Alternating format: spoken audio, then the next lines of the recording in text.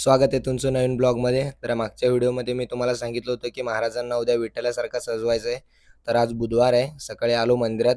हे महाराजांचे कपडे वगैरे सगळं आणून ठेवलो. हे टोपी वगैरे आहे.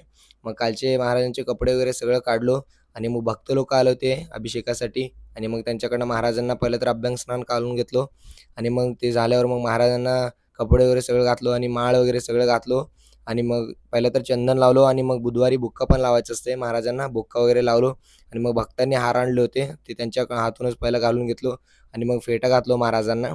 ते सगळं झाल्यावर महाराज असं दिसत होते. मग पहिला तर पादुकांचा अभिषेक चालू केलो ते झाल्या आणि मग पादुकांचा अभिषेक वगैरे संपल्यावर इकडे फुलं वगैरे कट करून घेतलो. सगळं डेकोरेशनसाठी फुलं लागतात. मग बाकीचं आता डेकोरेशन चालू करायचं होतं आपल्याला काढायला.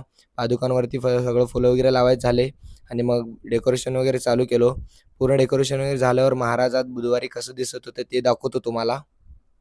विठू माऊली तू माऊली जगाची, विठू माऊली तू माऊली जगाची.